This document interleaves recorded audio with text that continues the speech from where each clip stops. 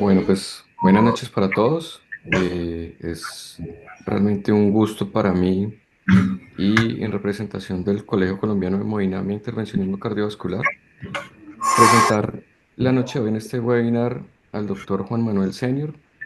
El doctor Juan Manuel Senior es médico internista, cardiólogo, hemodinamista, intervencionista cardiovascular, magíster en epidemiología, profesor, director de posgrados de cardiología e intervencionismo cardiovascular en la Universidad de Antioquia, ampliamente reconocido por todos ustedes con múltiples publicaciones científicas y hoy nos va a estar acompañando presentando algunos de los artículos más relevantes para el intervencionismo coronario que fueron publicados y presentados en el pasado Congreso Europeo de la Sociedad Europea de Cardiología en Madrid. Así que, doctor Juan Manuel, muchísimas gracias. Acá con Libardo vamos a estar acompañándolo y muchas gracias de verdad por estar acá con nosotros hoy. Buenas noches, muchas gracias por la invitación. Gracias, Víctor, gracias, Libardo y al colegio y a los que están presentes para que hagamos una discusión productiva de lo que fue la presentación de ensayos clínicos en el Congreso Europeo de Cardiología. Un congreso bastante fructífero en cuanto a presentación de trabajos de investigación en todas las áreas de cardiovascular y en hemodinamia, algunos muy importantes para nuestra práctica, que la idea es que los discutamos. Esto, pues, la idea es que sea más conversatorio que presentación y no es como un club de revistas, sino destacar las cosas más importantes de cada uno de los estudios y que podamos hacer una discusión productiva al respecto. Voy a compartirles pantalla. Me confirman que estén viendo mi pantalla para... ¿Sí? Estamos viendo su No, presentación no. de Zoom. Ya, ahora Ahora sí. sí. Ya. Estamos viendo la finca también. Estamos hablando desde la finca, yo la conozco. Adiós. Profe, no me eche al agua. Bueno, dentro de los artículos que se escogieron, el doctor Libardo y el doctor Víctor propusieron estos que creo que son los más relevantes y los más importantes. Este es el primero, es un metaanálisis en la comparación de clopidogrel versus aspirina para prevención secundaria en enfermedad arterial coronaria. Es una revisión sistemática y un metaanálisis con datos individuales de pacientes que es mucho más significativo. En la introducción que ellos hacen ahí, son estos artículos los que motivan en la realización del metaanálisis. Uno de los artículos más viejos es el Capri, una época bastante anterior en donde se hizo la comparación y donde no había mucha evidencia en cuanto al efecto del clopidogrel. El segundo artículo es el Smart Choice 3, que también hace una comparación entre aspirina y clopidogrel, y el tercero es el Host Exam.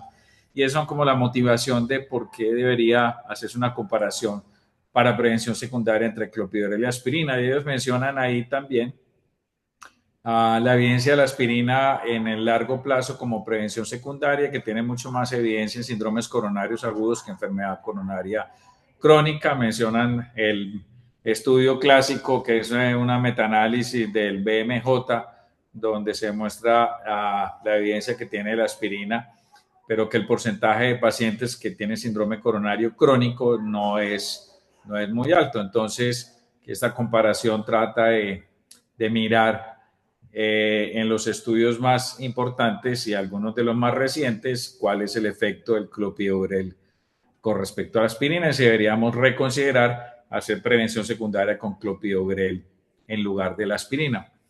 Ellos hacen una búsqueda sistemática importante, recuperan un número bastante significativo de estudios, pero luego de hacer la depuración, pues los autores del estudio llegan a incluir estos estudios dentro del metaanálisis. Ahí están los que mencionamos, el CAPRI, el HOS Exam, el Smart Choice 3, meten el STOP 2 y el 3, el CAPRI que habíamos mencionado y el CADET y el ACET.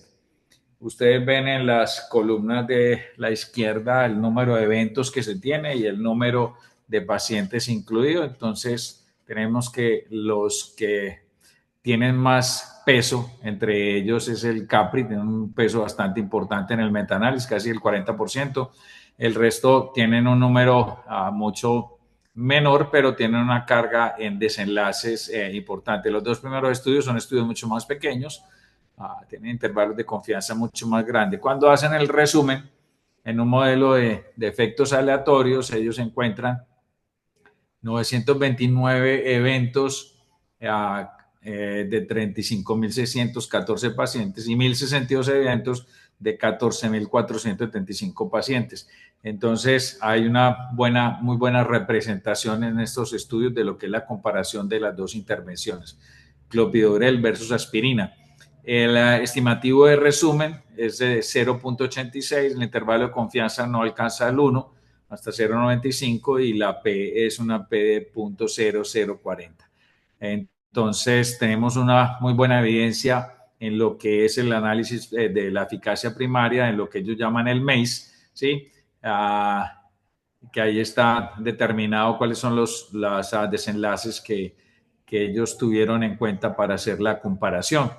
En la heterogeneidad, ellos tienen un I cuadrado de 0%, lo que dice que al menos desde el punto de vista estadístico no hay una heterogeneidad muy grande entre los estudios y nos da una P de 0.52. Hay otra medida que se usa en los metaanálisis que es el tau cuadrado que les da 0.003, pero más bien para no enredarnos en esto, en esta filigrana es solamente ver que en la heterogeneidad estadística no hay alta heterogeneidad y eso es lo que hace que una revisión sistemática pueda convertirse en un metaanálisis. Relevante que de todos los estudios ellos pudieron tener la base de datos, contactaron los autores y con un formato predeterminado le dieron los datos que ellos necesitaban. ¿Por qué es relevante? Porque eso permite hacer un metaanálisis diferente a los otros en los cuales lo hacemos con los datos crudos que salen en la publicación, mientras que aquí es la combinación de todos los estudios con los datos originales y con algo muy importante que es el tiempo al evento. Cuando uno hace un metaanálisis solamente con los datos publicados, puede sacar resultados de OR, RR, depende de lo que cuál estimativo quiera escoger, pero cuando tiene toda la base de datos uno puede tener el tiempo al evento, que es lo que sacan las bases de datos originales y las puede combinar. Entonces miren que hacen una curva acumulativa de eventos en el MACE y nos muestran la aspirina y el clopidogrel, el HR de 0.86 y el intervalo de confianza 0.77 a 0.96, no pasa el 1 y la P también es significativa. Cuando ajustan el HR por algunas variables, no hay una diferencia muy grande entre los dos análisis estadísticos. Eso nos dice que el clopidogrel se comporta en este grupo de pacientes, en este grupo de estudios, mucho mejor que lo que se comporta la aspirina. Y miren ustedes en la proporción o la tasa de eventos en el tiempo desde la iniciación de la monoterapia en días, el clopidogrel le da 10.6% y la aspirina 12.7%. Es casi más de 2% de diferencia del riesgo absoluto en las dos estrategias de intervención comparadas en este metaanálisis. O sea, bastante significativo y también impresiona bastante. En los desenlaces de seguridad es un poquito más heterogéneo. Ustedes van a ver que los estimativos en los estudios que ellos incluyeron Estos 7 estudios, van a ver que los intervalos de confianza, esta distribución de Forrest Pro a uno no le gusta mucho porque indica mucha heterogeneidad. Hay algunos estimativos a la derecha que favorecen la aspirina, por ejemplo en el STOP-DAT2, y algunos que favorecen el clopidogrel, como en el host exam y en el CAPRI, algunos que el estimativo está en el punto neutro del 1 y los intervalos de confianza también son bastante pisan o traspasan el 1. Los dos primeros, como son estudios muy pequeños con un número de eventos pequeño, pues los intervalos de confianza son bastante grandes. Vuelve a tener el peso importante también el CAPRI, casi el 20%, y el host examen un 23% en el peso, el resultado de la, del metaanálisis. Y entonces aquí tenemos un HR en el resumen, en el estimativo de resumen de 0.96 y el intervalo de confianza pasa al 1. Eso le indicaría a uno que probablemente no hay muchas diferencias en sangrado. Sin embargo, dada la heterogeneidad de los estudios, no es un resultado que lo deja uno tranquilo en cuanto a incertidumbre con este punto específico. El I cuadrado, si usted lo ven, es de 50.7%, o sea, hay una heterogeneidad estadística bastante grande entre los estudios para la medición de lo que es los desenlaces primarios de seguridad. Esta es la curva que hace ya con todos los datos, con el sangrado mayor, con HR 0.94, con un intervalo de confianza que pasa al 1 y una pequeña Megamentos. significativa. ¿Sí? Cuando vemos este gráfico, nos está mostrando todos los subgrupos que ellos analizaron en cuanto al mes, y este cuadro a uno generalmente le da la tentación de ir a mirar subgrupo por subgrupo a ver a quién le fue mejor o a quién no le fue mejor, ¿cierto? Pero este gráfico lo único que le dice a uno es la consistencia del resultado del resumen de los estudios.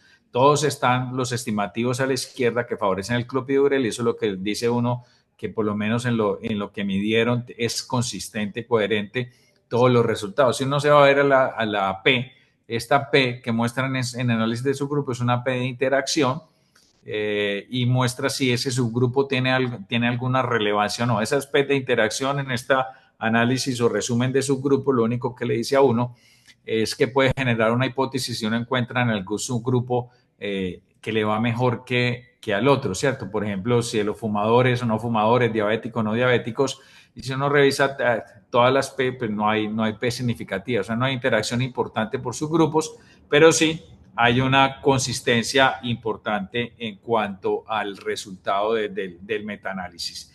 Básicamente, este es el resumen del primer estudio. No sé si Libardo y Víctor tienen alguna anotación o alguno de los asistentes tiene algún comentario, sugerencia, pregunta. Pues es un resultado, es un estudio muy llamativo. Yo creo que en mi práctica clínica, pues como que trata de responder una duda que yo siempre he tenido, ¿sí? Porque siempre a los pacientes en prevención secundaria les dejábamos aspirina y yo decía, bueno, pero ¿por qué aspirina y no clopidogrel? ¿Sí? En algunos pacientes como que uno tenía esa iniciativa, o por lo menos en mi práctica, que lo hacíamos porque de pronto pensamos que el clopidogrel era más seguro, muchas veces desde el punto de vista de los sangrados gastrointestinales. ¿Sí? Y este resultado, pues por lo menos para mí, me dice que es más eficiente el clopidogrel en prevenir eventos cardiovasculares mayores, pero en prevenir infarto, ¿no? No fue en los independientes de muerte y muerte cardiovascular, no hubo diferencia, pero previene infarto. Y la diferencia en sangrado, incluso sangró numéricamente un poquito más el clopidogrel, ¿cierto? Como yendo como a lo finito del estudio. Yo les quiero preguntar a ustedes, ¿ustedes creen que este estudio nos permite cambiar nuestra práctica? ¿Sí? De pronto en el próximo paciente que veamos que ya está en prevención secundaria con enfermedad coronaria, le vamos a quitar la aspirina y le vamos a poner el clopidogrel.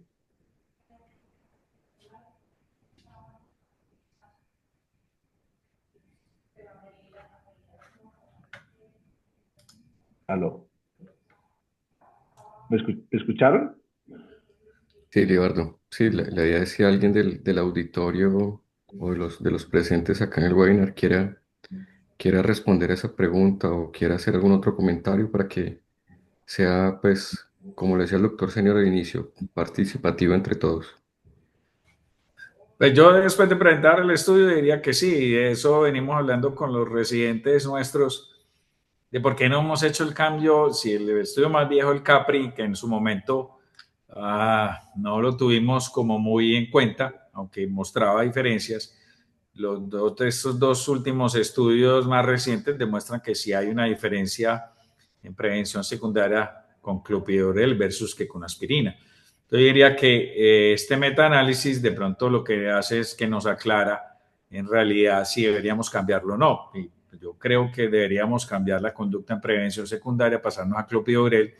En aquella época una de las consideraciones era costo-efectividad, ¿cierto? Recién salido el clopidogrel, el costo era mucho mayor, pero en este momento con lo que tenemos de disponibilidad de clopidogrel para nuestros pacientes, yo creo que haciendo estudio de costo-efectividad debe resultar costo-efectivo, ¿cierto? Entonces, creo que sí debe cambiar la práctica, no sé qué opinan los asistentes, si tienen una opinión diferente o si tienen alguna crítica específica sobre alguno de los estudios que se incluyeron en el metaanálisis. Buenas noches, les habla Cristian Barbosa. Los felicito por la iniciativa que están teniendo. Y para hablar específicamente del caso que están debatiendo, yo discrepo un poco en lo que están diciendo. Yo creo que al clopidogrel le va a tomar unos años en desbancar la aspirina, porque la aspirina lleva como reina, no sé, 50 o tal vez más años, ¿sí? Sobre todo en prevención secundaria creo que está muy metido en la cabeza de los médicos en general, no solamente los que nos dedicamos a la parte cardiovascular, que la aspirina es la reina en ese aspecto. Pero la evidencia científica pues nos debe hacer cambiar incluso conductas que venimos tomando hace varios años. A mí me surge una inquietud con respecto del clopidogrel y quisiera pues escuchar también la opinión de todos, y es la variabilidad metabólica y lo difícil de predecir la respuesta realmente a la hora de bloquear las plaquetas del clopidogrel, teniendo en cuenta los polimorfismos, teniendo en cuenta que es un profármaco, teniendo en cuenta que no todo el mundo responde al clopidogrel igual y que no tenemos manera de saber quién responde bien al clopidogrel y quién no. En cambio, la aspirina, asumimos que todo el mundo responde bien a la aspirina. Creo que esa va a ser una gran limitación para generar la confianza que necesita el clopidogrel para establecerse como el nuevo rey.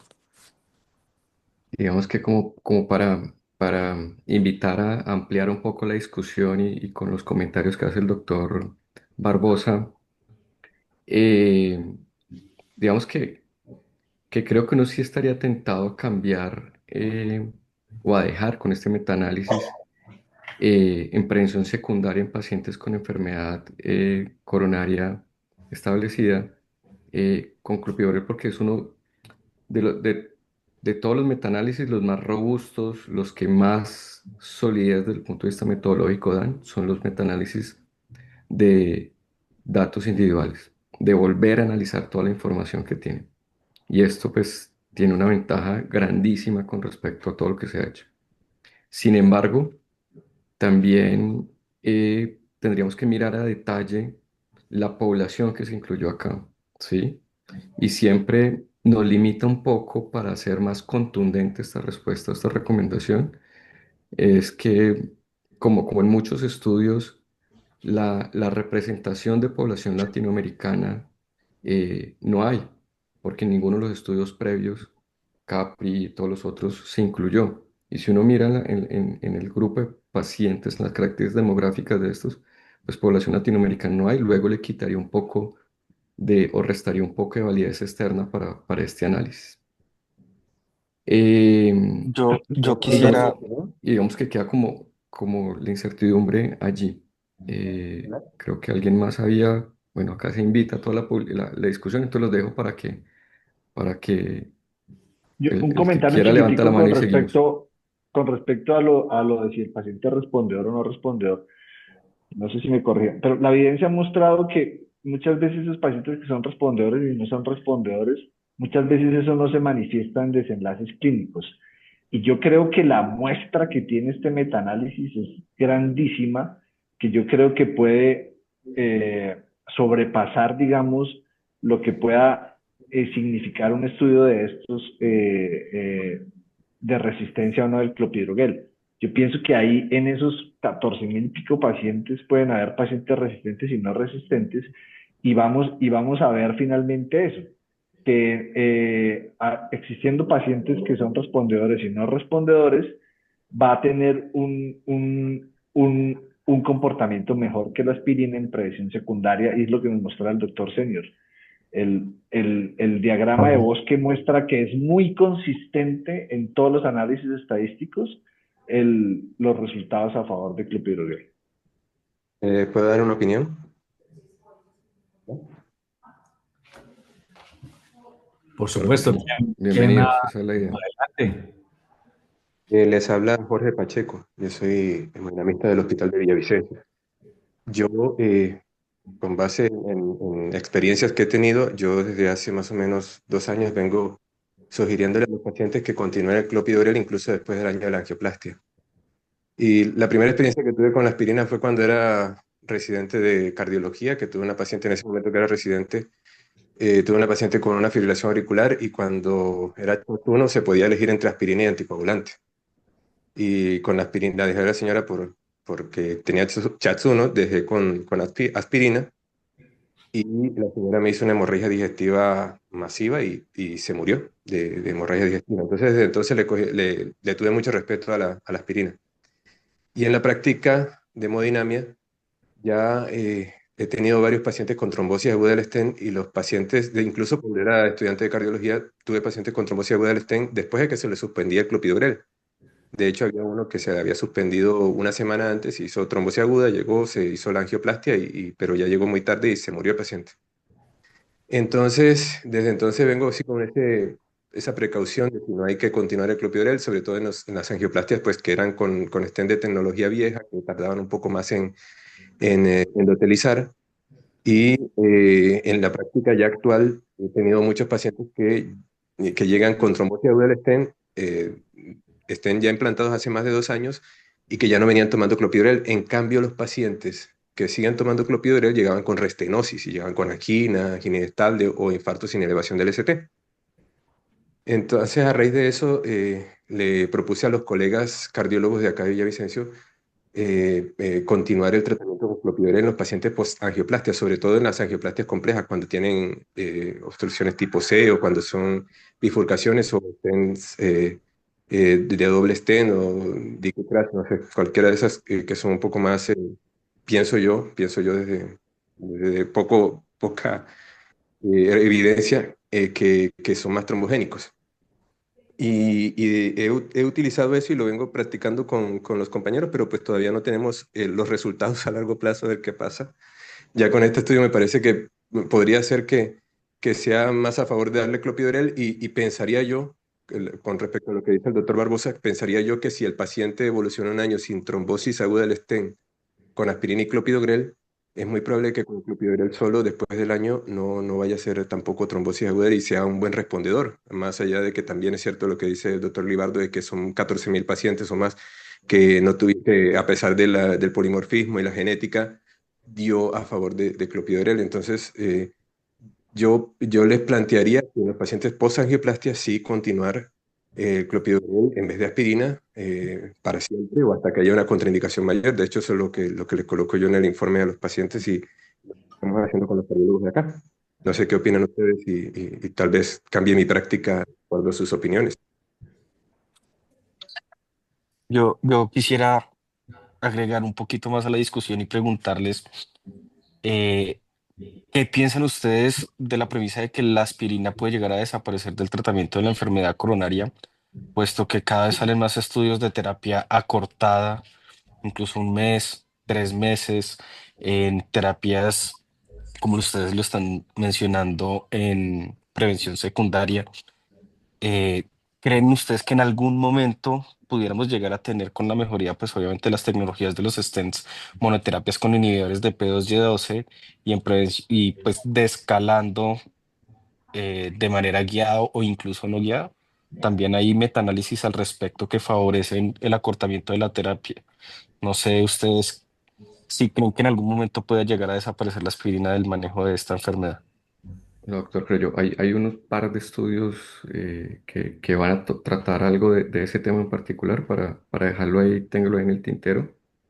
Eh, y si quieren, respondemos una pregunta, doctor Senior, y hacemos como una conclusión acá general.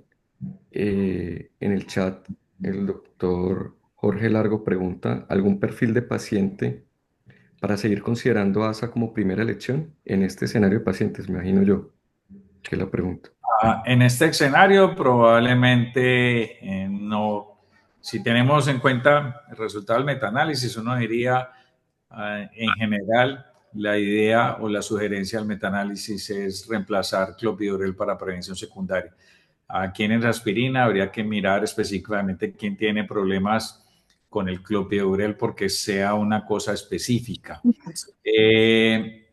Allí en el análisis de subgrupo que les mostré, ellos también hicieron un análisis de un score genético que es el ABCD Gene Score y lo clasificaron como alto o bajo riesgo. Es una escala continua, pero ellos la dicotomizaron en más de 10 o menos de 10. Cuando uno ve los resultados y la P de interacción, no hay una interacción en la variable que midieron con ese score genético. Entonces, probablemente no sea un problema para usar el clopidogrel como en la prevención secundaria. Desaparecer la aspirina, probablemente no va a desaparecer la aspirina, sobre todo en prevención prevención secundaria después de eventos cardiovasculares. Aparentemente, la aspirina es necesaria durante al menos la primera semana, el primer mes. Parece ser muy importante, pero Víctor ya mencionó que hay otros 2 estudios en la suspensión temprana de aspirina que nos pueden dar algunas luces para mirar la discusión.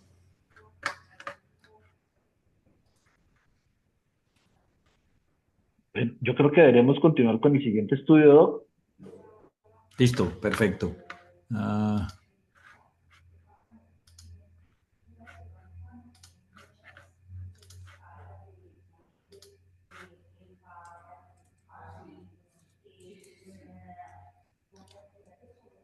Aquí, perdón, está para... ya. Aquí está al final, la última es el que ustedes ven el ABCD Gene Score y ustedes ven ahí la estratificación de menor o igual a 10 o más de 10 y ven usted la P de interacción de 0.43. Los estimativos están a un lado y en el otro, pero el intervalo de confianza se cruzan entre ellos, entonces no parece ser una variable. Siguiendo el siguiente estudio, se llama el Option STEMI. Es una comparación de una revascularización completa en pacientes con enfermedad multivaso que se presentan con infarto de miocardio con elevación del segmento ST, comparando 2 estrategias, una estrategia de revascularización completa inmediata durante el evento índice versus una revascularización por estadio, que lo que mencionan es precisamente no hacer toda la intervención durante el evento índice. ¿Sí? 2 estudios que motivan y hacen la discusión de la introducción de este Option STEMI. El primero es el Multi-Stars AMI y el segundo es el BioVax. El BioVax incluyó pacientes con infarto con y sin elevación del segmento ST, pero hay un análisis independiente de solamente los pacientes con síndrome con ST. Son estudios de una estrategia de un diseño de no inferioridad que mostraron que la estrategia de revascularización durante el evento índice de todos los vasos culpables no era inferior a la revascularización por etapas o por estadios. El problema de las etapas o los estadios es que el tiempo entre la revascularización del evento coronario agudo versus el resto de los vasos difiere mucho en los estudios. Entonces, esta es la estrategia que ellos utilizaron, pacientes mayores de 19 años con síndrome coronario agudo con elevación del ST y enfermedad multivaso que fueron revascularizados en forma exitosa con intervención coronaria percutánea del vaso culpable. El éxito de la revascularización, ellos consideraron que era tener una estenosis residual de menos del 20% en la angiografía y que el flujo TIMI alcanzado fuese grado 2 o grado 3. Veámonos la atención lo del grado 2, porque en general uno considera reperfusiones mecánicas exitosas cuando tiene un flujo grado 3. Con el grado 2 los desenlaces son mucho mayores. Fueron pacientes que se presentaron las primeras 12 horas antes de la intervención coronaria percutánea y en la enfermedad coronaria multivaso que tuviera al menos otra lesión de vaso no culpable con un diámetro de más de 2.5 o 2.5 mayor y una estenosis mayor del 50% solamente por evaluación, por estimación visual. ¿A quiénes excluyeron? Pues excluyeron los pacientes que tienen mucho mayor riesgo, específicamente los de shock cardiogénico durante el tratamiento inicial, porque ya está probado pues, que meter a esos pacientes a hacer revasculación completa durante el episodio de shock cardiogénico trae mayor mortalidad, mayor tasa de eventos, especialmente de falla renal, enfermedad coronaria de tronco con más de 50%, también por estimación visual, oclusiones totales crónicas de la arteria no culpable. Esos básicamente fueron los pacientes que no incluyeron en el estudio. El tiempo de revasculación para la lesión no culpable en el grupo en el que se hizo por estadios o por etapas no fue preespecificada y se dejó a discreción de los operadores. Sin embargo, la idea era que se hiciera lo más pronto posible, a menos que el paciente tuviera alguna complicación, falla renal, falla cardíaca, shock cardiogénico o algún otro evento intrahospitalario. Una de las diferencias con otros estudios es que se hizo medición de FFR en las lesiones no culpables que tenían estenosis de 50 a 69%. Las lesiones mayores del 70% por estimación visual fueron revascularizadas sin medición de FFR. Probablemente es lo que hacemos en la práctica clínica diaria. No sé si alguno de ustedes, después lo discutimos, en algún paciente con una lesión visual más de 30% hace FFR o con una lesión de menos de 50%. Fueron stent de tercera generación. El análisis estadístico, ahí ustedes ven la hipótesis que ellos plantearon. Asumieron una tasa de eventos del desenlace primario un año que fuera alrededor del 10.5% en el grupo por estadios y era un estudio diseñado no inferioridad con un margen alrededor de un HR 1.42. Por eso estimaron un tamaño muestra de 994 pacientes y una potencia del estudio del 80% para mostrar no inferioridad con un desenlace a una sola cola del 2.5% y una tasa de pérdidas del 4%, que es una tasa de pérdidas considerada bastante baja en lo que es el diseño del estudio. Tuvieron una adenda a los 30 meses después del enrolamiento, cambiaron una cola de la tasa de error de tipo 1 del 5 a 2.5% y aumentaron el tamaño de la muestra a 994 pacientes. Ya los detalles del apéndice sí no los tenemos. Esta es la tabla de resumen de los desenlaces que ellos encontraron en cuanto a revasculación completa inmediata versus la revasculación por etapas o por estadios. El desenlace primario, que era muerte de cualquier causa, infarto de miocardio no fatal o revasculación repetida no planeada, la proporción fue del 13% en el grupo que se supone era el grupo de experimental y 11% en la revasculación completa por etapas o por estadios. El HR que encontraron fue 1.24, el intervalo de confianza pasa al 1 y la P no inferioridad fue 0.24, lo que quiere decir que en el desenlace primario ellos no pudieron demostrar la no inferioridad. A veces uno se le cruzan los cables para interpretar los de no inferioridad porque es no encontrar la no inferioridad. Entonces, no pudieron demostrar que la estrategia de de revasculación inmediata fuese no inferior a la otra. Entonces, termina siendo mejor la revasculación completa por estadios. Cuando ven los desenlaces secundarios, encontramos mortalidad de cualquier causa, 7 versus 5%, y también el HR pasa el 1. La mayoría de los otros desenlaces secundarios van a ver ustedes que atraviesan el 1. No hay una diferencia, no hay significación estadística.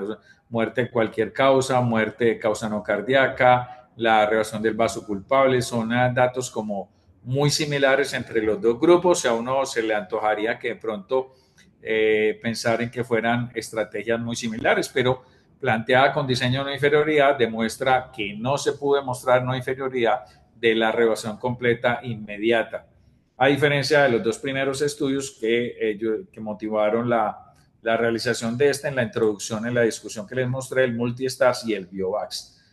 Cuando se van a las curvas acumulativas de incidencia, entonces el HR 1.24, la P no inferior también de 0.24 y unas curvas que son muy similares. El intervalo de confianza llega hasta 1.79, que es un intervalo de confianza bastante grande como para pensar que esa estrategia sea no inferior a la otra. En general le dicen a uno como cosa burda que si el HR en la estrategia no inferior le pasa el 1.6, empieza a dudar de ella. Si está en el 1.3 a 1.6, tiene un poquito más de confianza. Si está por debajo de 1.3, uno diría que podría demostrar una inferioridad. No el HR, sino el límite superior del intervalo de confianza del 95%, que es lo que tenemos aquí.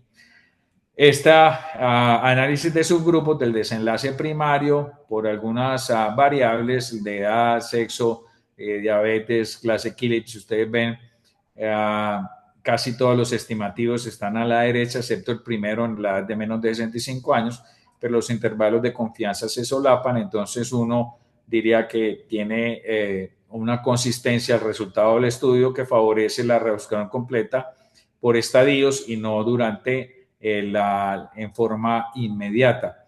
Y si ustedes ven la P de interacción, van a mirar que la P de interacción solamente hay una y es en la clasificación Killit de 0.04, en donde hay una diferencia entre la clasificación de Killit entre 1 o 2 o más.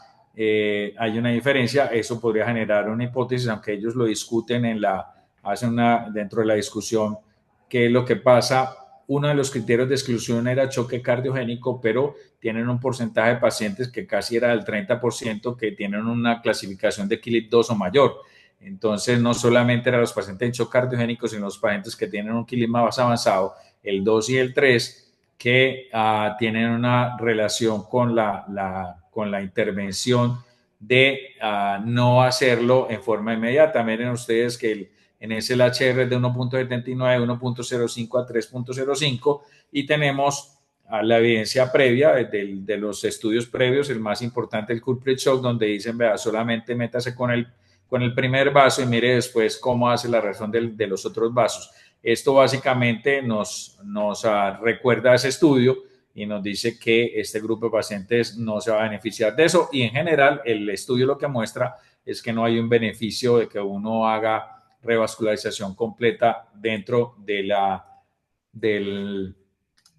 intervención primaria en pacientes con infarto con ST. Son diferentes a los otros. Ellos hacen una discusión sobre el FFR, los otros estudios que consideran en qué pacientes hacen FFR para completar la revascularización. Ellos solamente dicen que 50-69%. La promedio, la mediana que utilizan de FFR o que encuentran de FFR es bastante alta, es por encima de 0.81. Entonces, está abierta la discusión a ver ustedes qué opinan. Tal vez es una estrategia que no utilizamos en la práctica muy frecuentemente, pues rara vez nosotros lo hacemos dentro del episodio del evento agudo en un síndrome con ST a intervenir los otros vasos, específicamente en los pacientes que no están en shock cardiogénico, porque ya sabemos de los shock cardiogénico terminaría siendo, entre comillas, prohibitivo que uno se meta a intervenir los otros vasos teniendo en cuenta los resultados del Culprit Shock. No sé, ¿ustedes qué opinan? ¿Qué comentarios tienen Víctor, Libardo y el resto de los asistentes? Pues creo que es un estudio que lo comentamos en algún momento en el chat también y enviamos una breve encuesta. Al final, lo que vimos de esa encuesta es que la gran mayoría de nosotros hacemos finalmente o venimos haciendo lo que muestra este análisis y los previos de donde salió.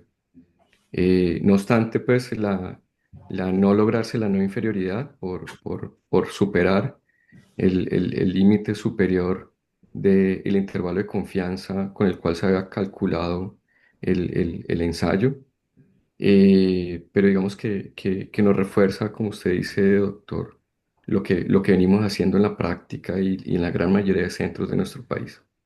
De resaltar también en este estudio la utilización de la medición de fisiología coronaria para lesiones intermedias y definir si hacemos o no esa intervención en otros vasos no culpables, que eso puede dar para otra discusión acá también. Eh, Se utilizaron stents de última generación acá en este análisis y cuando uno mira también las características basales de los pacientes, por encima del 75% todo el intervencionismo radial, que es lo que también la gran mayoría de nosotros hacemos en la práctica. Eh, Así que, bueno, pues esto es como para comentario y abierta la discusión y los micrófonos para todos los colegas que quieran participar, Libardo y todo el auditorio.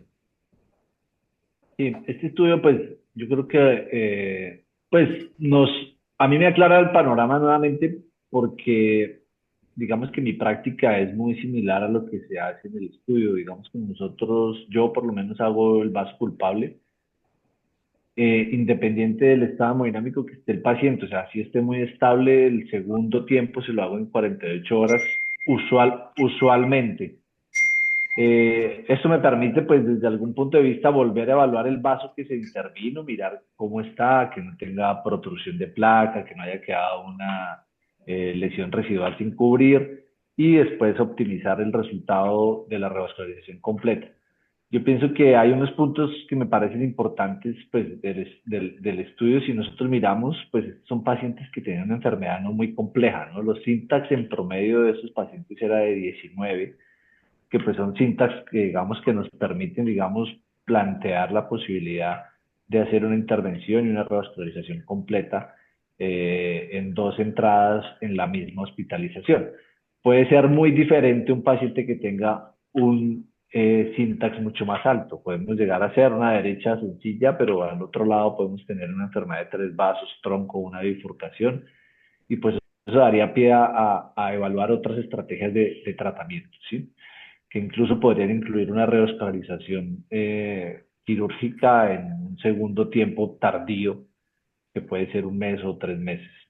Son cosas, digamos, que pues surgen, digamos, como en la práctica. Es muy interesante, digamos, que vemos que en las rehospitalizaciones completas versus las estadiadas veíamos algo de problema con la falla renal. Aquí la falla renal, o sea, la nefropatía por medio del contraste es prácticamente la misma, no hay ningún problema con eso. Y digamos que para mí es importante también desde el punto de vista administrativo porque yo he tenido glosas por segundos tiempos. ¿Sí? Desafortunadamente me dicen que por qué no se hizo revascularización completa si el paciente estaba estable, que no van a pagar el segundo procedimiento. Creo que este estudio pues, nos blinda desde ese punto de vista.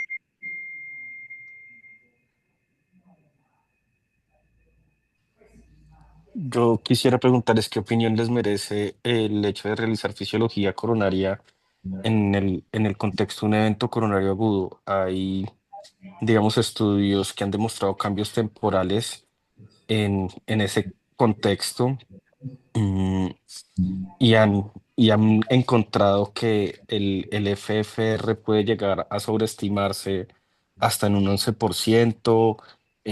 Incluso los índices no hiperémicos como IFR pueden llegar a infraestimarse hasta en un 15% cuando comparan y les hacen las mismas mediciones al mes. Entonces, no sé ustedes qué opinan de los cambios hemodinámicos que se producen en ese contexto del paciente con infarto agudo del miocardio y cuánto pudo haber influenciado la toma o no de decisiones de estos pacientes.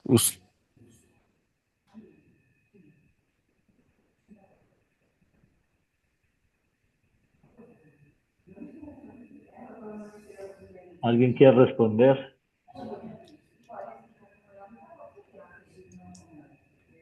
Buen punto.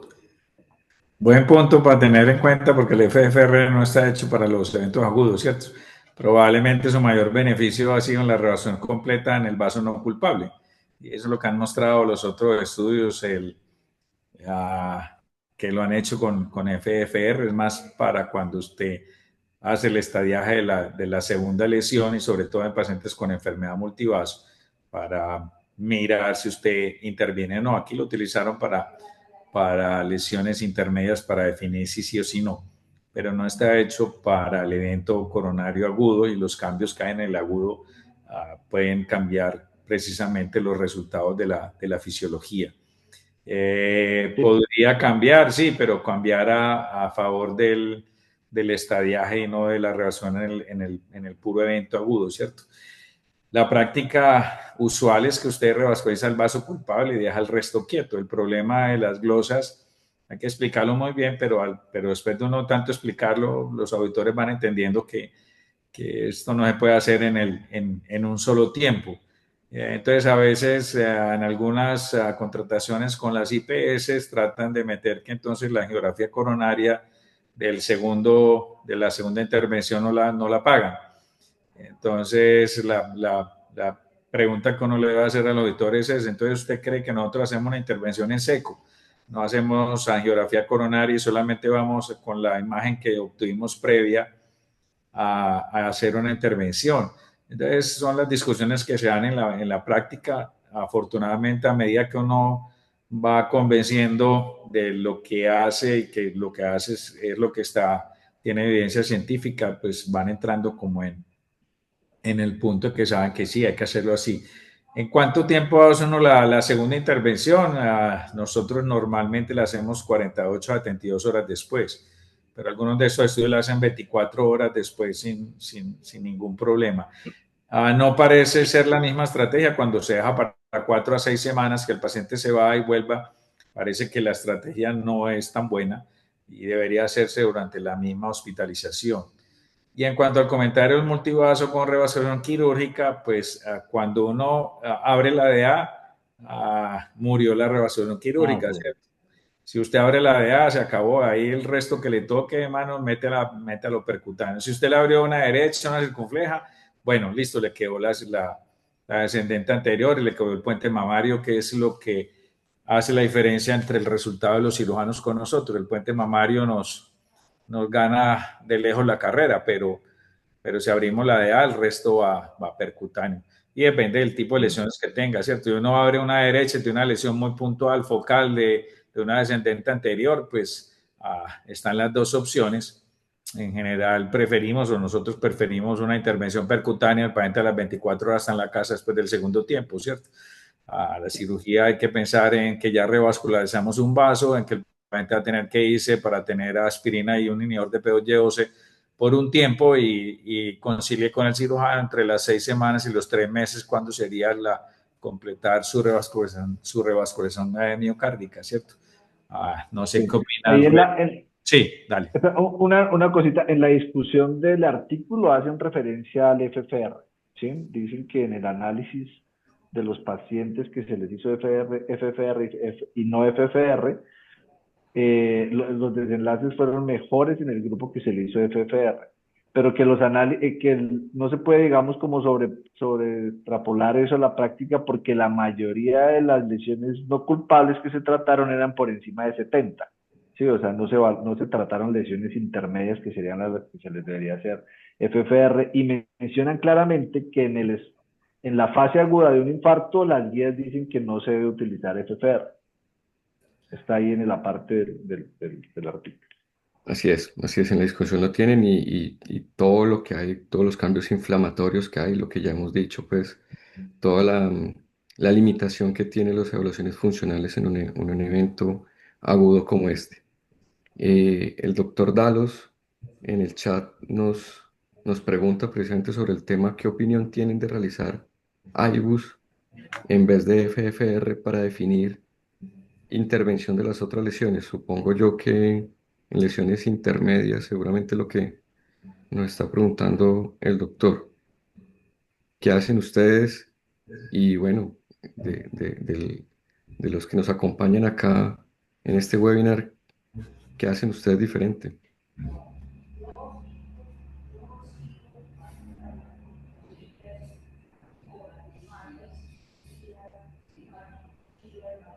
Bueno, yo voy a hablar. No, yo no haría IBUS. Yo creo que una cosa es la fisiología para definir si es una lesión que tiene significancia hemodinámica o no, y otra cosa es la anatomía, o sea, eso depende de muchas características anatómicas del vaso, su microcirculación, el terreno que está irrigando para decir si es una lesión severa o no, ¿sí? Por el área luminal en un solo sitio creo que sería muy difícil, digamos, definir si es una lesión que hay que intervenir o no.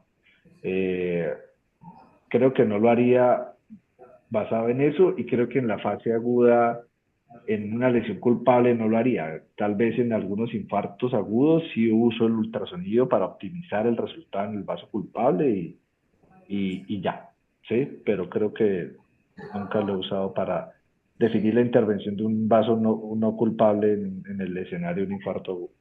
ST. En un paciente con infarto que le revascularizas el vaso culpable, en la segunda etapa, en el segundo tiempo, a los vasos no culpables, si tienen lesiones geográficamente evaluadas visualmente, entre 50 y 69% no le haces IBUS.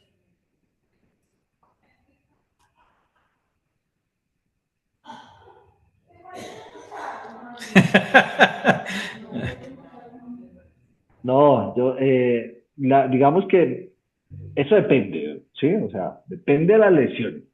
No puedo hacer la IBUS a todas las angioplasties desafortunadamente, ¿sí? Pero, por ejemplo, si yo hago una primera lesión coronaria derecha y lo que me queda es una DA proximal o un tronco sencillo que me toque intervenir, definitivo voy con ultrasonido, ¿sí? Yo pienso que en mi práctica, las lesiones que yo trato con ultrasonido, donde no dejo de hacerlo, son obviamente tronco, DA proximal, circunfleja, o si tengo que, por ejemplo, hacer una bifurcación. Si en el segundo tiempo tengo que utilizar ultrasonido, trato de mirar el vaso culpable o el vaso que interviene, ¿sí? Con el ultrasonido. Entonces sí, entonces sí haces ultrasonido. Sí, pero no en No, todas. claro, no, y eso Será es por ahí La, la, la, 20% menos. pero es que estamos la pregunta, hablando, estamos hablando de la pregunta lesiones es para lesiones intermedias. No, intermedias, no no, es severas, diferente, Ah, exacto, no. diferente para optimizar el vaso, para cuando intermedias. tenemos, sí, que es una o sea, lesiones intermedias. No, Porque uno ve lesiones una lesión de intermedias. 50-69% y uno dice, bueno, ¿le meto un stent o no le meto un stent? ¿Le hago FFR y FR si lo tengo o le hago ultrasonido intravascular? Y con eso defino. Obviamente, si yo le hago IPUS en la segunda etapa, impajaritable que uno debería hacerle ultrasonido al vaso culpable que intervino, ¿cierto? Y mira uno el stem, mira la posición, mira uno la expansión, mira uno que no tenga disecciones proximales ni distales, que a veces las trombosis subagudas se ven por eso, por disecciones distales que no se ven muy bien en la geografía, que uno haya encontrado un buen área luminal, si tenga por lo menos más de 5,5, o obviamente dependiendo del diámetro del vaso, pues uno va y mira cómo le quedó su primera intervención, ¿cierto? Si uno no hace el segundo tiempo, pues él se quedó con el resultado geográfico. Aquí la pregunta es si en una lesión intermedia después uno le hace IPUS, le hace FFR, ¿debería hacerlo o revasculariza lesiones por encima del 50%?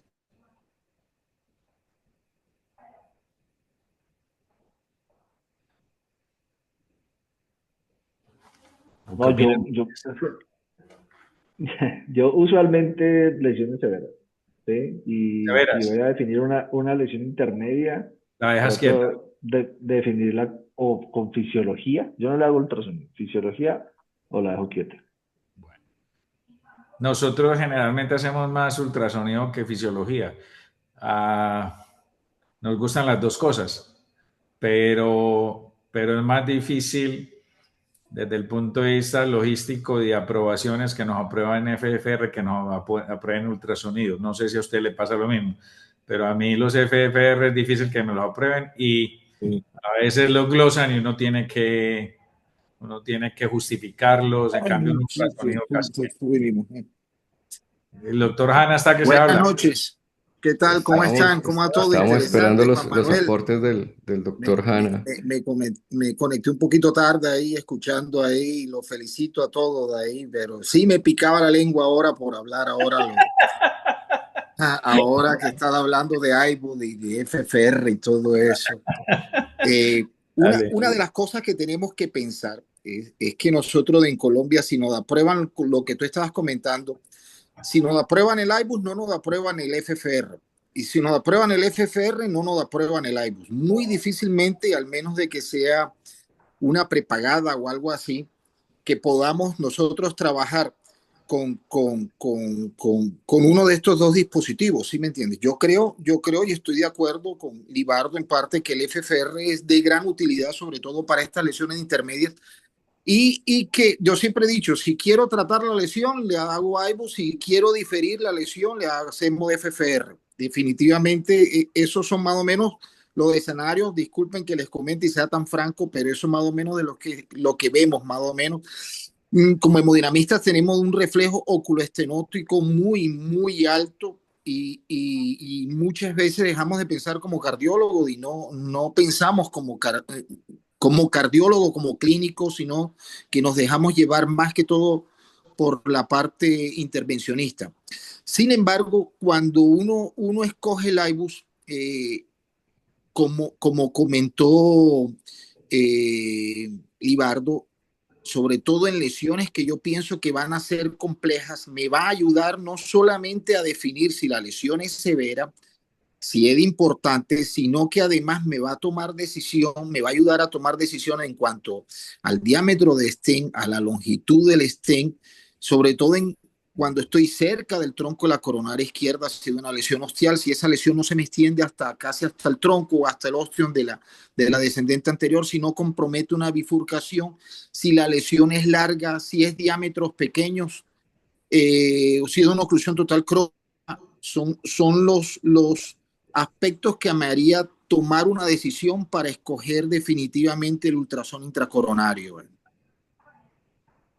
Y una anotación adicional de lo que dijo Olivar, lo acaba de decir Franklin, es en las lesiones en que uno ve alta carga de calcio.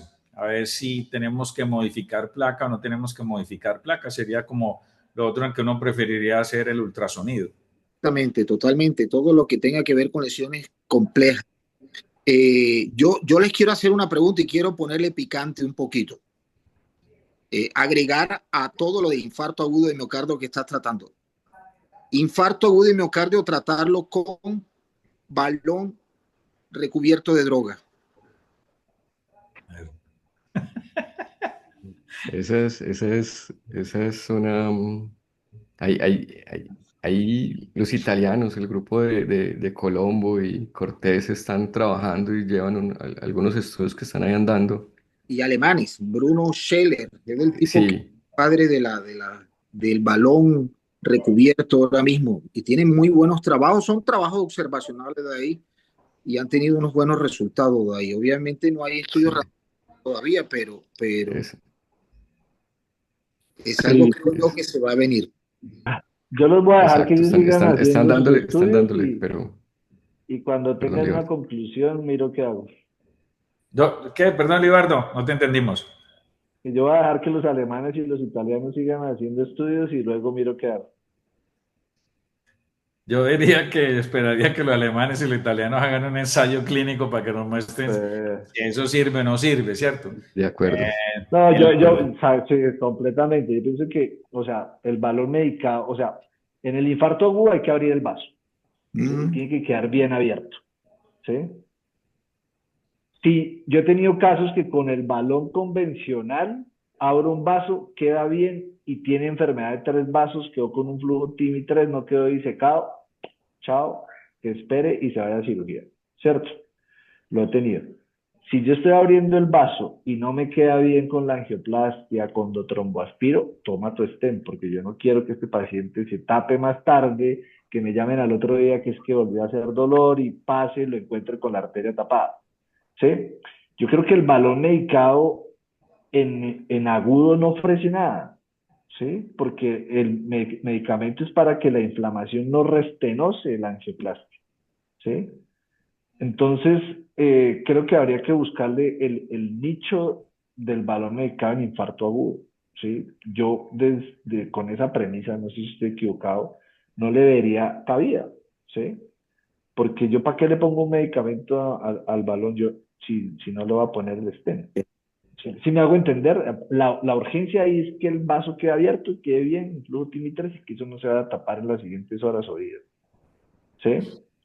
Por el otro lado, y basado en eso, en mi práctica, yo siempre trato de dejar una angioplastia en infarto con elevación del ST con el mejor flujo que se puede dejar. ¿Sí? Porque eso es lo que va a impactar en el paciente. ¿Sí? Más adelante, si yo necesito definirle el manejo con otra, se va a echar la pila. O sea, otra estrategia de manejo que sea cirugía, pues vería eso, pero yo creo que ese es mi punto de vista. Vamos a esperar los resultados de los italianos y los alemanes. Sí, de acuerdo. Creo que por ahora, Franklin, eh, gracias por la cordial invitación a la discusión, pero esperaremos un poco más. Bueno, los estudios viejos, cuando se comparaba que empezamos trombólisis con angioplastia, después angioplastia con stent, la comparación de angioplastia con stent en desenlace de mortalidad es igual, la mortalidad era igual, pero los otros desenlaces sí cambian a favor del stent. Y una de las cosas que pasa con la reperfusión mecánica es el cierre abrupto del vaso, y el cierre abrupto del vaso muchas veces no se da de forma inmediata. Entonces tú abres el vaso, te queda muy bonito y 6, 12 horas después se te cierra el vaso, porque eso es lo que pasa con la angioplastia. Y lo que dicen cuando usted abre un vaso con un balón, ¿qué es lo que hace? Usted vuelve nada de la placa, usted vuelve esa placa chicuca. Usted lo que hizo fue romper más el endotelio. La mayoría de las veces usted hace una disección intraplaca y usted tiene que cubrirlo con un stent. Por eso yo siempre insisto, si usted abre un vaso en un evento agudo, métale un stent, hermano. Después piense en la cirugía, depende de lo que usted le siga. Piense en la cirugía, si usted abrió la derecha y quiere que le pongan un mamario a la DA porque el paciente es joven, déjelo para más adelante. Pero si no, usted se lleva muchas sorpresas porque entonces uno lo abre y dice, no, dejémoslo así porque quedó muy bonito. No, pero eso, mire la placa, si usted hace angioplastia, usted lo que hizo fue botó mugre, toda la fibrina que hay ahí, plaquetas, neutrófilos y toda la respuesta inflamatoria. Entonces, ¿qué hacemos con un balón medicado? La misma cosa, porque el balón medicado lo que te va a disminuir es la restenosis a los 3 a 6 meses, pero el cierre abrupto va a ser exactamente igual porque es el mismo mecanismo que un balón semicomplaciente convencional que utilizamos. Eso pienso yo. Obviamente eso puede cambiar porque la tecnología cambia, los balones pueden ser diferentes y nos pueden mostrar alguna otra cosa. Pero yo siempre le insisto a los residentes y cuando hacemos discusiones con los colegas en que toda intervención debe llevar un ensayo clínico. ¿Qué es lo que le dice usted? La eficacia, qué desenlaces impacta y qué eventos adversos tiene. De ahí usted saca el riesgo-beneficio, balance riesgo-beneficio, usted dice, esto es una intervención que podríamos hacer.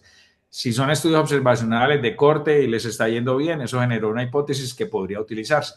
Yo iba a decir que el balón medicado muchas veces uno lo utiliza cuando son vasos chiquitos. Usted tiene una diagonal que se le tapó, usted la abrió, le quedó muy bonita. Es un vaso de 2, no llega a 2.5 milímetros. Usted le mete un balón medicado y lo puede dejar. Eso podría ser una opción. Una DA distal muy pequeña, porque sabemos que todos estén de 2 milímetros y 2.25 son los que más se restenosa. Podría ser una consideración, pero yo creo que deberíamos esperar los estudios. No sé qué opinan el resto de Yo asistentes. creo que nos vemos en el Congreso Colombiano de Hemodinamia para generar una discusión buena de ese. Sigamos con lo Sí, que tenemos estamos. un bloque muy bueno de balón medicado. Hay uno, Franklin, de balones medicados muy bueno Muy y bueno. bienvenido a las discusiones Bueno, sigamos con el otro artículo. académicas. Sigamos con Buenas noches, yo tengo una pregunta para el Doctor panel. Buenas Borja. noches, saludos a todos mis amigos, rato sin verlos y un abrazo cordial.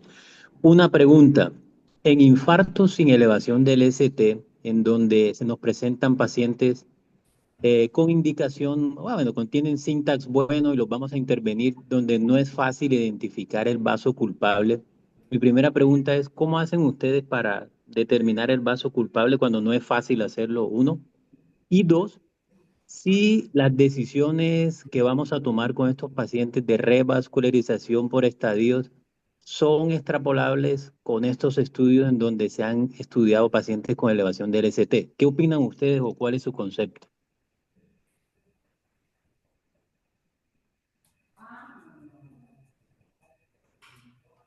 Hola Henry, buenas noches. Qué gusto saludarlo. Pues este análisis fue de pacientes con elevación del ST. Hay estudios previos en donde se ha evaluado esa posibilidad en pacientes sin ST y digamos que los desenlaces o los hallazgos no son muy diferentes tampoco a lo que hacemos. De nuevo, lo que habitualmente hago yo, por ejemplo, es miro el electro, miro las alteraciones de la contractilidad en el ecocardiograma, si tiene un estudio de evaluación de isquemia no invasivo, también como para orientar hacia dónde ir. Y si alguno de esos no está presente, el vaso más crítico eh, que tenga. También otra estimación que hago en mi práctica es tratar de intervenir el vaso más complejo de primero, por si no se puede revascularizar y en ese escenario, pues si falla en el vaso más complejo, considerar otras estrategias de intervención como la cirugía, por ejemplo. Es lo que hago, no sé, el resto de colegas del panel y del auditorio.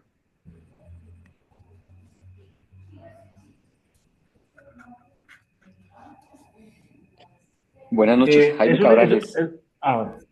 Qué pena, una intervención muy cortica. Muchas gracias a todos ustedes por participar en esta iniciativa.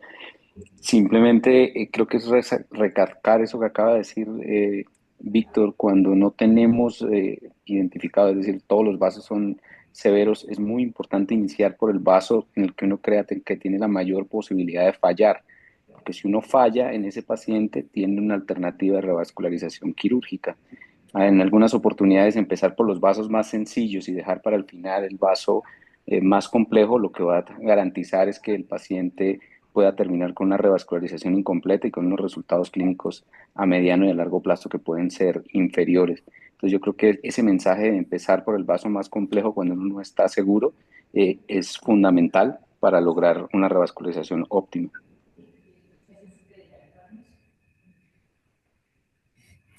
La pregunta de Henry es bastante difícil. En algunos pacientes uno le queda claro cuál es el vaso culpable, usted ve cuál es el vaso, usted ve carga de trombo, aunque no vea oclusión, usted ve una placa inestable, compleja, a veces usted con la angiografía ve la lesión ulcerada, se ve que angiográficamente parece tener úlcera.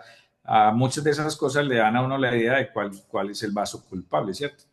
Empezar con el vaso más difícil desde el punto de vista logístico de la intervención percutánea me parece una aproximación bastante acertada. Si uno no le da porque es muy tortuosa, muy calcífica, bifurcada y uno no termina haciendo una buena revascularización, el paciente le da para cirugía. Pero en esos pacientes uno de entrada debería pensar si el paciente tiene indicación quirúrgica o no antes de uno meterse a hacer la intervención.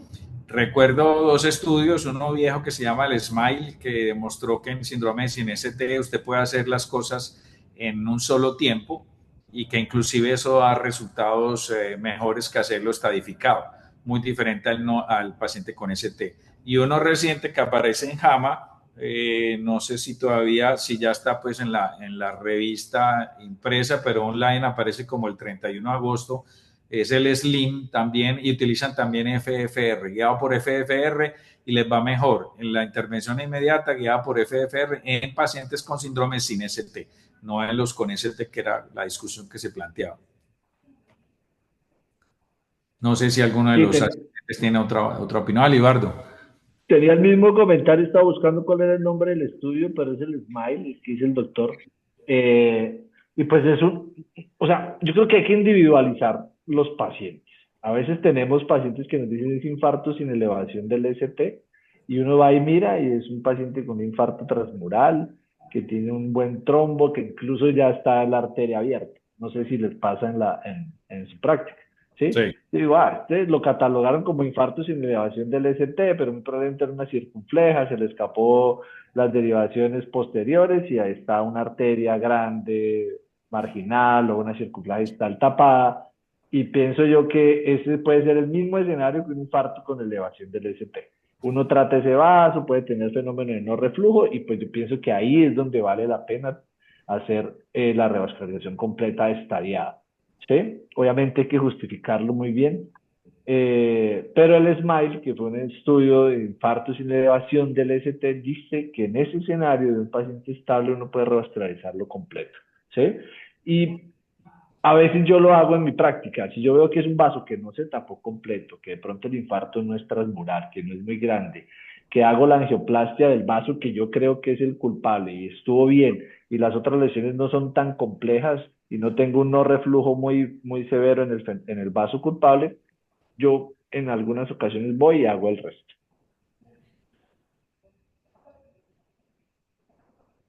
A veces uno se mete con un catéter IL y interviene un lado y voltea el catéter y interviene el otro y hace todo en un mismo tiempo. No es lo que se hace pues de rutina, pero en algunos pacientes uno considera de una vez la revasculación completa, teniendo en cuenta pues la evidencia que hay con ese estudio antiguo y con este nuevo que aparece en JAMA, que también sugiere que uno lo podría hacer.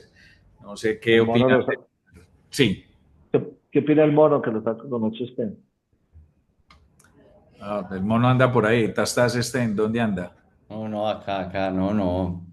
Pues hago lo mismo que ustedes, pero yo trato de que los pacientes, Sin el pena, evento sin pena. culpable, no, el evento culpable, realizarlo en un solo tiempo y después lo otro, debido a que usted puede secársele hasta una lesión, pues puede tener complicaciones de una lesión tipo A, tipo B, y sería otro territorio isquémico en el mismo momento. Esos pacientes, cuando hay complicaciones, si uno mira el estudio, cuando habían complicaciones o algo en el vaso que no era culpable, las complicaciones son mayores. Yo en mi práctica solo el vaso culpable en ese momento y en 48 horas lo siguiente. El mono hace lo mismo que nosotros, pero con más número de stents Sí. en este tipo de casos. Em, A las 8 y ah, 13. sí, muy interesante, muy buena esta discusión y la participación de todos que al final enriquece y es el objetivo de este tipo de espacios académicos generados desde el Colegio Colombiano de Hemodinamia, el doctor Cabrales, que es el presidente de la Junta. Bueno, muchas gracias. Quedan muchos más estudios, doctor Senior. Eh, Hay otros también muy interesantes por discutir. Eh, Ustedes nos dirán. Quedan 3 en el tintero. Si quieren, hacemos otra sesión o. Porque los otros dos Pues son muy parecidos porque es suspensión de aspirina en una forma inmediata y el otro a los 30 días. Entonces, enfrentar uno sin el otro no tendría pues, no sería tan productivo. yo opino que, Doc, si quiere, con el permiso de los asistentes, pues para no demorarnos mucho, en 10, 15 minutos, Doc, resúmanos esos 3 estudios, pues para que no quede incompleto el webinar, porque el siguiente webinar que tenemos es de lo que salió de cardiopatía estructural, que también es muy interesante y también de muy interés de todos nosotros, y la otra semana ya tenemos el congreso. Bueno, entonces sigamos con este. Ahí están viendo mi pantalla, ¿cierto? Sí, señor. Sí, Es este. Este se llama el Neon Mindset, que es la suspensión temprana de aspirina después de intervención coronaria percutánea en síndrome coronario agudo. También son pacientes más de 18 años con un síndrome coronario agudo. Están metidos ambos, STEMI y no STEMI. Estuvieron en revascularización exitosa con su intervención percutánea con algunos de los estén contemporáneos durante los primeros 4 días de hospitalización. Los criterios de exclusión fue que tuvieran planeado el uso de una terapia antiplaquetaria por menos de 2 meses, que tuviera estenosis residual coronaria, que tuviera indicación de intervención en ese próximo año, la necesidad de anticoagulación, sangrado mayor activo intrahospitalario, ese isquémico dentro del mes de la aleatorización, no una historia de hemorragia intracraneal. Este es el esquema que ellos utilizaron en el Neo Mindset. No está en el original, que es el de New England, sino en un Neurointervention, aunque ahí sacan un esquema similar. de síndrome coronario agudo, menos de 24 horas de la administración hospitalaria, un PCI exitoso, como lo había mencionado, y que se complete en menos de 96 horas. Después de eso se aleatorizaban a terapia dual antiplaquetaria con aspirina más un inhibidor P2Y12 potente llaman prasugrel o ticagrelor, o la otra rama que era una terapia antiplaquetaria sola con un inhibidor de P2Y12 potente, y la evaluación a 12 meses, el desenlace primario, coprimario, con un diseño de no inferioridad, a mortalidad de cualquier causa, SB, infarto de miocardio o revasculación del vaso urgente a los 12 meses, y el coprimario de seguridad, que era la hemorragia, con hipótesis de superioridad en el sangrado tipo VAR 2, 3 o 5 a los 12 meses. Este fue el análisis estadístico que ellos plantearon, lo podemos pasar rápido, y estos son los desenlaces primarios y secundarios de eficacia en análisis de intención a tratar. Ustedes ven ahí el desenlace primario, la monoterapia 7% en la proporción de eventos y 5 puntos la dual, el hazard ratio de 1.28 que pasa el 1, y el intervalo de confianza del hazard ratio alcanza el 1.68, o sea, es un intervalo de confianza con un límite superior bastante grande. En sangrado mayor o clínicamente relevante, la proporción es de 12% en monoterapia y 4.9 en la dual, y el HR es de 0.40, de 0.26 a 0.59, que es bastante significativo en la prueba de superioridad. Los otros desenlaces generalmente pasan el 1, no hay una intervención en el desenlace que cambie. Entonces los de eficacia favorecen la terapia dual, los de sangrado favorecen la monoterapia. Y cuando hacen las curvas de Kaplan-Meier de supervivencia, haciéndolo como incidencia acumulativa, tiene monoterapia 7 y 5,5 en la terapia dual, y la P para no inferioridad es de 0.11, o sea, no logra demostrar no inferioridad a la monoterapia con respecto a la terapia dual. El sangrado mayor clínicamente relevante, ahí tenemos los datos con HR.40, que es bastante significativo. Entonces, no inferior, no alcanza la no inferioridad para el desenlace de eficacia, pero sí es superioridad para sangrado. Uno diría que, pues, aquí está la gráfica por subgrupos. En la primera columna está para eficacia, en la segunda para sangrado. Entonces, ustedes ven cómo cambia a favor de la terapia antiagregante dual en el HR para la terapia dual, y cómo es a favor de la monoterapia para el sangrado. Eso nos da una idea de que la eficacia no es igual, no logra ni siquiera demostrar no inferioridad, pero sangra menos, obviamente, porque tiene una estrategia terapéutica diferente, una estrategia terapéutica mucho más reducida. Y el otro, para que hagamos la discusión de los dos, es el target fix, que es también la descontinuación temprana de la aspirina después de intervención coronaria percutánea en pacientes con infarto, que ellos llaman infarto agudo de miocardio de bajo riesgo. También son con ST y sin ST. Fueron excluidos los pacientes que tenían alto riesgo de sangrado, y ellos lo definen ahí. Si le hicieron fibrinolisis, reacción anticoagulación, una depuración menor de 30, si tenían un nivel de hemoglobina preintervención menor de 13, para hombre menor de 12 mujeres, cirróticos, una historia de sangrado, diátesis hemorrágica o de trombocitopenia. Y la intervención coronaria compleja la consideraron como oclusión total crónica, enfermedad de tronco, o que hayan recibido un stent con una longitud total mayor de 80 milímetros o tuvieran calcificación severa. Esto fue lo que hicieron en su aleatorización.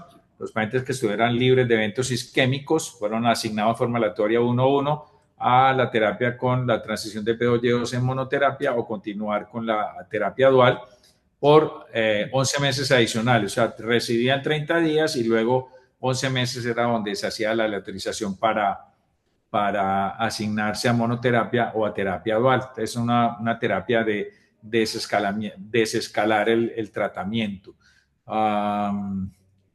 Los desenlaces ya lo mencionamos, el análisis estadístico que habíamos mencionado, y aquí están los resultados. El desenlace primario, la diferencia que tienen en la P de no inferioridad de 0.02 entre la monoterapia con POY12 y la terapia antiagregante dual. Son muy similares las curvas, se diferencian al principio, pero luego casi que las curvas de desenlace se va juntando hasta los 12 meses, hasta el año de seguimiento en el desenlace primario y en los desenlaces secundarios principales que ellos tuvieron a la terapia antiagregante dual con respecto a la monoterapia con POY12, el porcentaje estimado de pacientes es mucho menor, la HR de 0.40 y la P de 0.002 para superioridad. Entonces hay una diferencia importante, en el desenlace primario cuentan o van muy similares, en el desenlace principal secundario el HR muestra una disminución de la incidencia acumulativa con la monoterapia. Aquí está la tabla donde están los resultados completos entre la proporción que tiene monoterapia 2.1 con respecto a la dual 2.2%. El evento, el primario es un evento completo, es un evento neto que incluye eficacia y los desenlaces de seguridad, y hay una diferencia, aunque en proporción uno no lo ve tan grande, pero sí hay una diferencia importante. En los otros desenlaces secundarios, que es los que tienen en cuenta el sangrado, en la monoterapia con POY12 después de los 30 días es 2.6% con respecto a 5.6%, que sí es una diferencia bastante significativa en lo que tenemos. Esto es lo que muestran las guías que se publicaron este año en la AJA sobre síndromes coronarios y cuál es la terapia o la estrategia que se debería utilizar. La estrategia que se llama de rutina o default, donde se sugiere que deberíamos tener terapia antiagregante dual por 12 meses o más, y donde podemos hacer terapias desescaladas o reducidas, en donde tenemos terapia dual durante el primer mes, después descontinuar la aspirina 1 a 3 meses y seguir con la terapia con ticagrelor sería una estrategia. La triple terapia cuando necesitamos anticoagulación, la aspirina la consideran indispensable en la primera a la cuarta semana, entre la primera y la cuarta, y después con monoterapia más la anticoagulación. Y las otras que serían ya indicación 2B, por eso aparecen en naranja, que es aspirina más ticagrelor durante un mes, y luego aspirina más clopidogrel se desescala, pero el inhibidor de POY12, que es lo que hacen normalmente. Normalmente no, es lo que tienen la estrategia algunos estudios. Estos son los dos estudios que hablan de descontinuación temprana de aspirina, que se presentaron en el Congreso. No sé qué opiniones les merece estos dos estudios. Me parece bastante arriesgado lo de la primera intervención, después de la intervención coronaria percutánea, no suspender la antiagregación dual, y a los 30 días pues es una estrategia que se ha probado en otros estudios y parece ser una de las estrategias que podríamos utilizar. No sé si en la práctica ustedes se acostumbraron a desescalar la antiagregación, o siempre lo dejan de rutina durante 12 meses. Yo creo que son dos estudios bastante interesantes y muy buenos para esta discusión. El Neo Mindset es de resaltar que es un estudio realizado en 50 centros de Brasil, población latinoamericana, y presentándose en un evento como el Europeo de Cardiología y publicación en New England. Creo que da muchísimo para resaltar de los colegas de Brasil. No obstante, digamos que el análisis de ese estudio fue planteado, como decía el doctor Senior, por intención a tratar de no inferioridad, pero fue un análisis jerárquico. Y al no cumplir, no lograr la no inferioridad con el desenlace primario, digamos que en cuanto a sangrado y otros desenlaces, pues no los pudieron realizar porque así lo tenían planteado en el análisis. Em, También importante es que en este estudio de Brasil, por encima del 70% eran pacientes con infarto con elevación del ST, y la gran mayoría de ellos en este escenario los dejaron con prasugrel, un porcentaje menor con ticagrelor. Y en el estudio, el europeo, población principalmente de este continente, estuvo un poco más, 50% pacientes con infarto con supra, 40 infartos sin elevación del ST, y acá por el contrario el 70% fueron con, con tratamiento luego de monoterapia con ticagrelor, no con prasugrel. Y acá digamos que sí logró, como mostraba el doctor Senior, el umbral de no inferioridad y luego los de superioridad para otros desenlaces que habían planteado en el estudio. Digamos que eso es como lo de resaltar acá también para estos dos análisis. No sé si ahí está la respuesta de lo que preguntó el doctor Kevin Criollo, que por ahí andaba, sobre la suspensión de la aspirina. En las guías todavía la ponen de por lo menos las 1 a 4 semanas con los estudios previos que hay, y estos son de suspensión de antiagregación dual. De pronto da un poquito más de luces sobre la inquietud.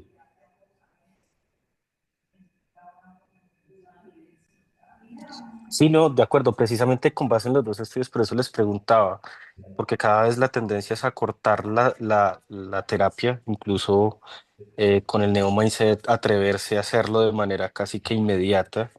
Eh, entonces, hay algunos, como David Capodano, que en algún momento plantearon esta posibilidad de que pudiera desaparecer la aspirina de la enfermedad, del tratamiento de la enfermedad coronaria. Yo creo que todavía la evidencia no da para eso, pero sí es cierto que cada vez podemos acortar o descalar la terapia antitrombótica.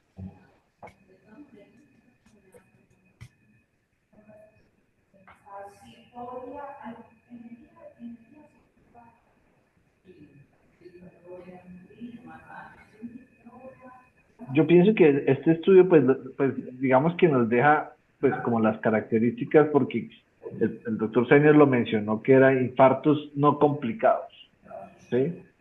Y entre lo no complicado, pues nos deja claro las características angiográficas, ¿no? Que no tenían lesión de tronco, que no eran lesiones, no eran oclusiones crónicas, no longitud más de 80 milímetros de stent.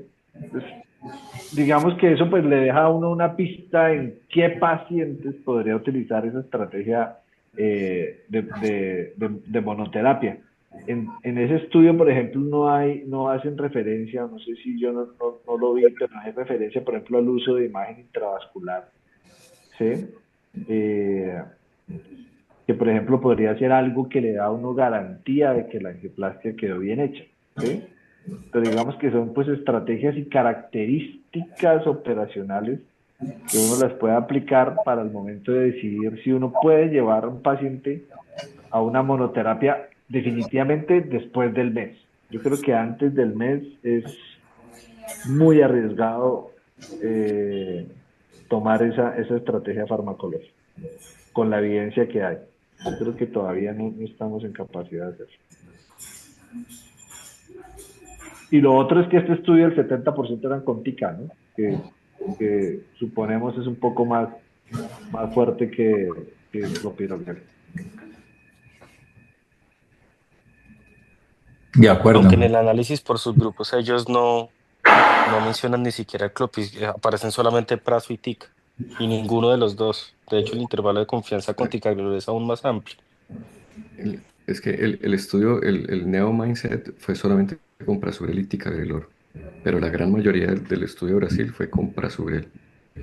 El Target Fields, un porcentaje mínimo que utilizaron clopidogrel, pero por encima del 70% de los pacientes fueron con ticagrelor, y lo otro, como dice el doctor Criollo, son análisis por subgrupos que hay que tener ahí con, de- con- con paciencia, como dice un profesor mío.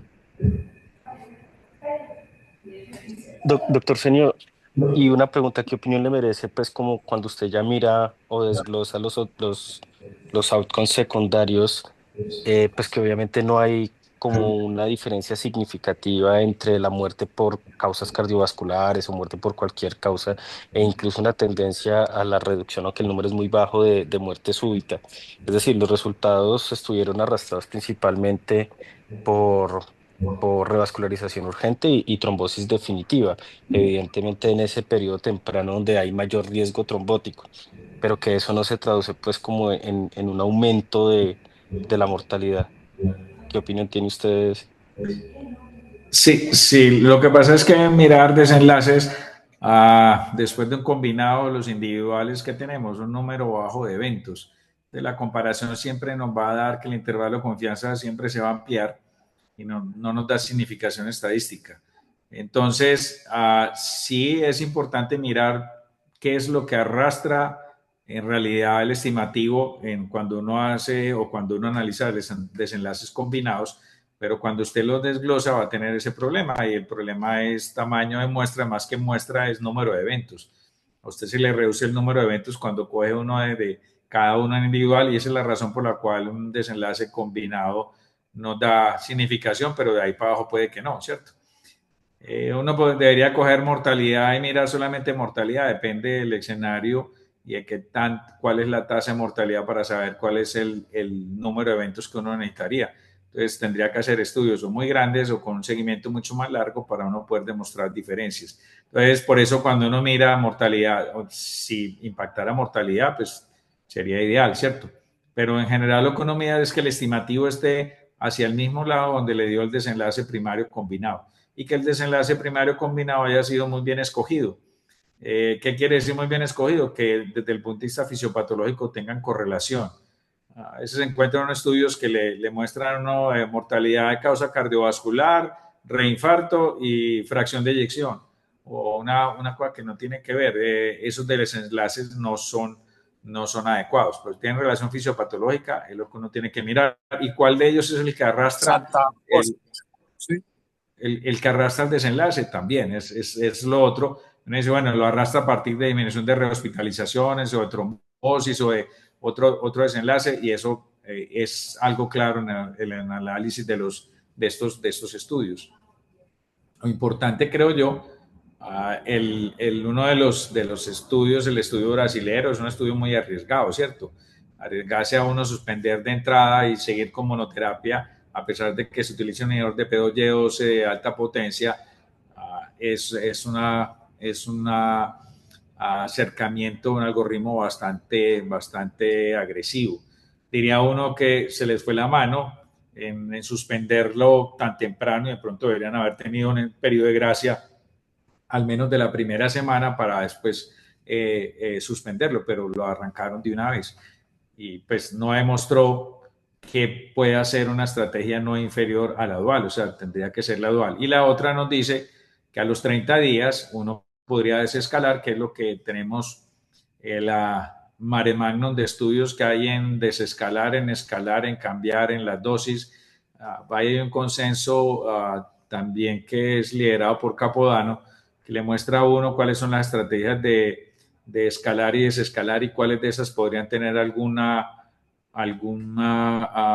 cabida en la práctica. Hasta ahora, pues uno lo que dice es que entre 1 y 3 meses desescalar podría ser una buena opción y desescalar con el mismo inhibidor de P2Y12 potente y no desescalar hacia clopidogrel, a menos que usted ya va a hacer prevención secundaria, que fue el primer estudio del metaanálisis que discutimos.